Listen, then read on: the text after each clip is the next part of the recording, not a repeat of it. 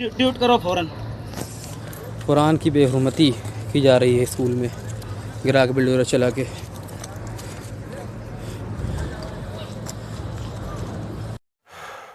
अस्सलाम वालेकुम दोस्तों, आज की कुछ खास खबरें लेकर एक बार मैं फिर से आपके सामने हाजिर हूं।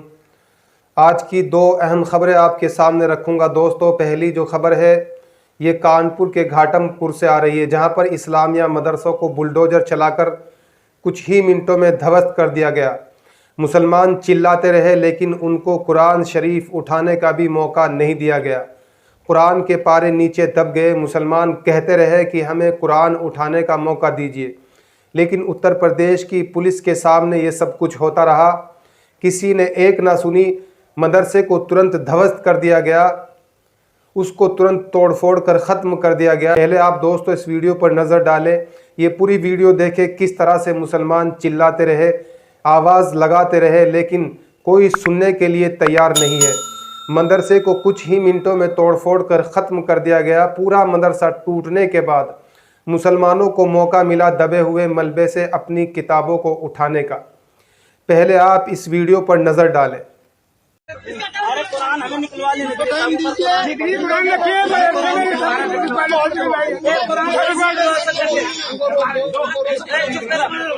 कुरान शरीफ निकलवा, कुरान शरीफ निकलवा। ये कहाँ से निकली है? ये यहीं पड़ी थी, दबी थी। ये तोड़ा गया, वहाँ से निकली है?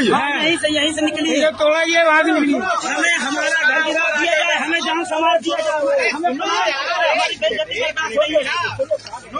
बेइज्जती यहाँ नहीं की जाए। साहब ये खुला यहाँ पे पड़ी है, दबी सब तो हम लोग नहीं, जब ये पता था कि मदरसा है सर, जब ये पता थी मदरसा है तो जब मौका नहीं देना चाहिए कि आप सामान अपने निकाल लो। शांति बनाए रखो बेटा, नहीं शांति तो बनाए जब से। देखो देखो और वो किताबें बच्चों को मुन्ना चप्पल उतार के निकालो, वो देखो नीचे पारे पड़े हुए हैं, वो देखो।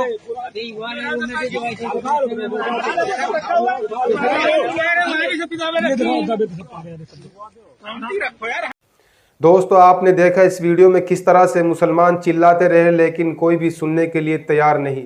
इसी के साथ दोस्तों एक और बड़ी खबर, असदुद्दीन ओवैसी साहब ने राजस्थान के जोधपुर में हिंसा को लेकर बीजेपी और आरएसएस और अशोक गहलोत सरकार को निशाना बनाया है। पूरी खबर क्या है दोस्तों, चलिए मैं विस्तार से बताता हूँ। ऑल इंडिया मजलिस-ए-इत्तेहादुल मुस्लिमीन AIM के अध्यक्ष और सांसद असदुद्दीन ओवैसी की एंट्री हो चुकी है। ओवैसी साहब ने अब जोधपुर हिंसा पर CM अशोक गहलोत के साथ केंद्र सरकार, बीजेपी और आरएसएस पर आरोप लगाया है। ओवैसी ने ट्वीट करके जोधपुर हिंसा के लिए बीजेपी आरएसएस को जिम्मेदार ठहराने के साथ साथ गहलोत सरकार पर भी दबाव में काम करने का आरोप लगाया है। ओवैसी ने ट्वीट किया, भाजपा संघ परिवार के लोग बार बार राजस्थान का माहौल ख़राब करने की कोशिश कर रहे हैं। PM मोदी के मंत्री का इतनी जल्दी जोधपुर में पहुंच जाना इस बात का सबूत है कि भाजपा अपनी सियासत चमकाने के लिए किसी हद तक जा सकती है। मोदी सरकार नफरत की आग को भड़का रही है और उसके मंत्री घी डालने का काम कर रहे हैं। ओवैसी साहब का इशारा दोस्तों केंद्रीय जल शक्ति मंत्री गजेंद्र सिंह शेखावत की तरफ है। शेखावत मंगलवार को जोधपुर में मौजूद थे जिस दिन हिंसा हुई। भाजपा और संघ परिवार के लोग बार बार राजस्थान का माहौल ख़राब कर रहे हैं। PMO इंडिया के मंत्री का इतनी जल्दी जोधपुर पहुंच जाना इस बात का सबूत है कि भाजपा अपनी सियासत चमकाने के लिए किसी भी हद तक जा सकती है। इसी के साथ दोस्तों ओवैसी ने आगे लिखा है, अशोक गहलोत की पिछली सरकार में भी मुसलमान पुलिस की ज़्यादती और हिंदुत्ववादी संगठनों के जुल्म का शिकार हुए थे। इस सरकार में भी हालात नहीं बदले। क्या गहलोत सरकार संघ इतना डर गई है कि वो अपनी संवैधानिक जिम्मेदारियां भी नहीं निभा सकती? राजस्थान के मुसलमानों का ना तो रमज़ान ही अमन से गुजरा और ना ही उनकी ईद। अगर गहलोत सरकार इन मुजरिमों के खिलाफ कार्रवाई सख्ती से करती तो क्या इन गुंडों की इतनी हिम्मत हो सकती थी? हरगिज़ नहीं।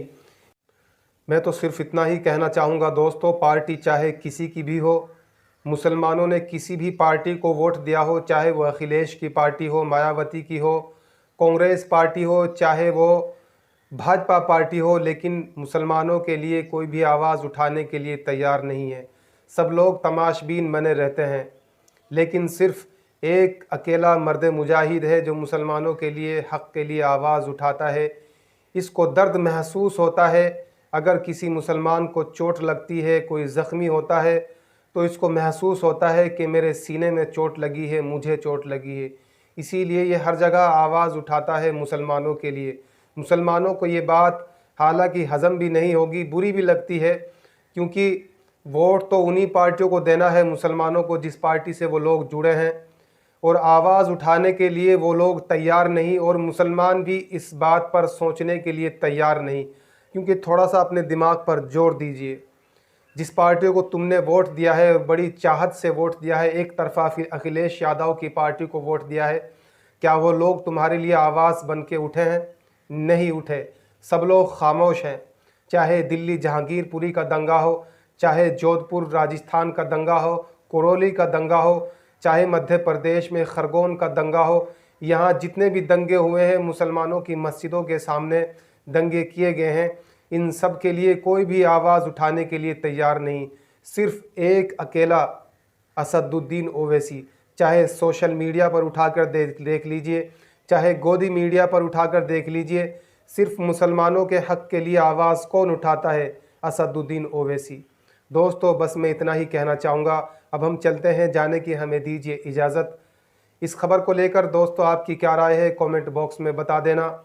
मिलते हैं एक और अगली खबर के साथ में, तब तक के लिए हमें दीजिए इजाज़त। अगर चैनल पर आप हमारे नए हैं तो चैनल को ज़रूर सब्सक्राइब कर लें, ताकि आने वाली सच्ची और बेबाक खबरें आप तक पहुँचती रहें। अस्सलाम वालेकुम।